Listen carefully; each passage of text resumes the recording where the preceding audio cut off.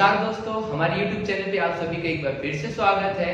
आज हम सभी वर्ण विचार के दूसरे टॉपिक के बारे में अध्ययन करेंगे जिसका नाम है स्वर वर्ण एवं उसके प्रकार। स्वर वर्ण क्या होते हैं और उसके प्रकार के बारे में अध्ययन करेंगे। तो सबसे पहले हम लोग देखते हैं स्वर वर्ण।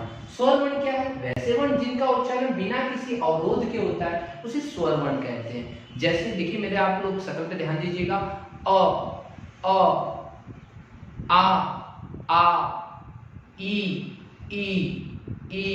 मेरा कोई भी मुंह का पार्ट हिल रहा है? नहीं हिल रहा है। इसका मतलब क्या हुआ कि आप स्वर वर्ण जो होते हैं उनका उच्चारण बिना किसी अवरोध के, मीन्स जो ध्वनि बाहर निकल रही है तो वो कहीं पे भी अवरोध नहीं होगा, डायरेक्टली बाहर निकलेगी, तो उसे हम लोग स्वर वर्ण कहते हैं। दूसरे शब्दों में इसको एक और कहा जाता है कि वैसे वर्ण जिनका उच्चारण बिना किसी दूसरे वर्ण की सहायता से होता है, मीन्स इसके उच्चारण के लिए किसी दूसरे वर्ण की सहायता नहीं ली जाती है, उसे हम लोग क्या कहते हैं? स्वर वर्ण कहते हैं। जैसे कि कल ही हम लोगों ने पढ़ा था स्वर वर्ण 11 होते हैं, अ आ ई उ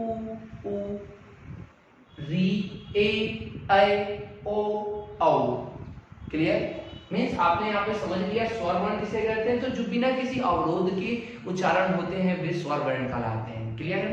यहाँ तक तो आपको समझ में आ गया स्वर वर्ण है कितने? 11 है। अब है कि स्वर वर्ण को कितने भागों में बांटा गया है। अगर हम बात करें बुक में, तो बुक में कई प्रकार के बांटा गया है, जैसे कि 3 प्रकार, कहीं अलग टाइप से है, कहीं अलग है। मैं जो आपको यहाँ बता रहा हूँ बिल्कुल परफेक्ट बताऊंगा आपको, इसमें इसके अलावा कहीं और लिखने की आपको जरूरत नहीं पड़ेगी। ठीक है? तो स्वर वर्ण के प्रकार, स्वर वर्ण मुख्यतः 3 प्रकार के माने जाते हैं। कितने प्रकार के? 3 प्रकार के। पहला होता है ह्रस्व स्वर, मीन्स ह्रस्व मतलब कम, छोटा। जिन स्वरों के उच्चारण में कम समय लगता है उन्हें ह्रस्व स्वर कहते हैं, मीन्स जिसमें बिल्कुल कम समय लगे। जैसे कि अ ई उ री, मीन्स ये 4 जो होते हैं इनका जब उच्चारण करते हैं तो में बिल्कुल कम समय लगता है, तो हम लोग उसे क्या कहते हैं? ह्रस्व स्वर कहते हैं। वहीं दूसरा स्वर कौन होता है? दीर्घ स्वर, जिनके उच्चारण में बहुत अधिक समय लगता है, मीन्स बहुत अधिक मीन्स इसके दुगुना समय लगता है। तो जिन स्वरों के उच्चारण में ह्रस्व स्वर से दुगुना समय लगता है उसे दीर्घ स्वर कहते हैं। अब दीर्घ स्वर कौन कौन है? तो आ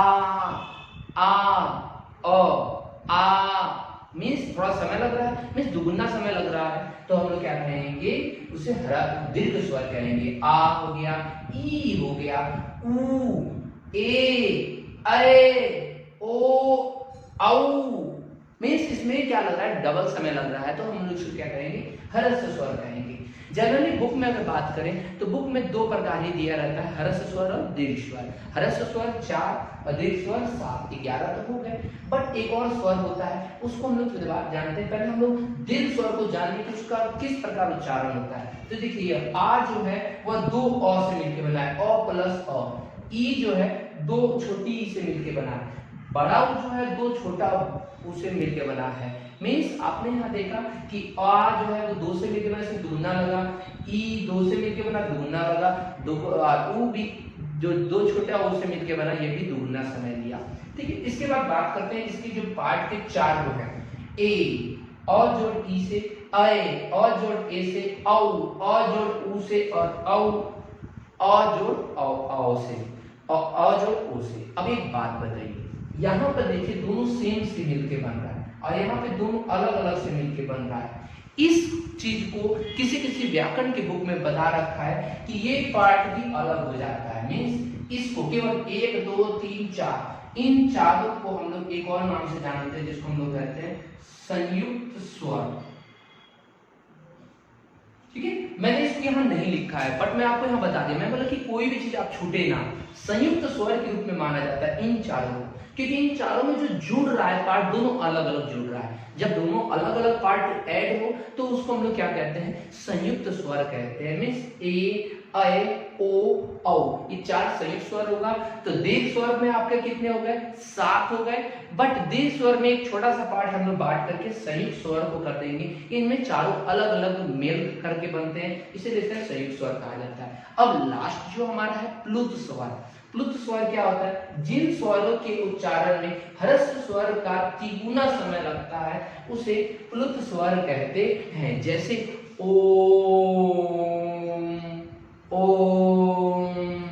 मीन्स यहाँ पर हमारा क्या ट्रिक ट्रिपल समय लग रहा है, तिगुना समय लग रहा है, तो उसको हम लोग क्या कहते हैं, प्लुत स्वर कहते हैं। जैसे में ओम हो गया। अब बात कीजिएगा कि अगर हिंदी की भाषा में अगर बात करें तो हिंदी में ओम का हम लोग प्रयोग नहीं करते हैं, इसलिए हिंदी में केवल हम लोग 11 स्वर ही पढ़े हैं। ओम का प्रयोग हम लोग संस्कृत भाषा में ज्यादा प्रयोग करते हैं, तो वहां हम लोग को ये पढ़ना होता है, इसलिए प्लुत स्वर को भी आप स्किप कर दीजिएगा, लिखिएगा सारा। मीन्स अब अगर बात कोई पूछे कि स्वर वर्ण कितने प्रकार के होते हैं, तो स्वर वर्ण 2 प्रकार के होते हैं। जानने के लिए आप 3 प्रकार जानिए, बट स्वर वर्ण 2 प्रकार के होते हैं, हर्ष स्वर और दीर्घ स्वर। हर्ष स्वर में 4 और दीर्घ स्वर में 7। क्लियर है? और जो प्लुत स्वर होता है वो हिंदी के लिए मान्य नहीं किया जाता है। तो चलिए आज के लिए इतना ही। आप सभी को वीडियो समझ में आया तो इसे लाइक कर दें और अधिक से अधिक शेयर कर दें, जिससे अधिक मात्रा में और भी जो अधिगम करता है वो जुड़ सके। तो आज के लिए इतना ही, फिर मिलते हैं नेक्स्ट वीडियो में। हम लोग जो नेक्स्ट टॉपिक रहेगा वो रहेगा व्यंजन वर्ण, उसके बारे में अध्ययन करेंगे। तो चलिए।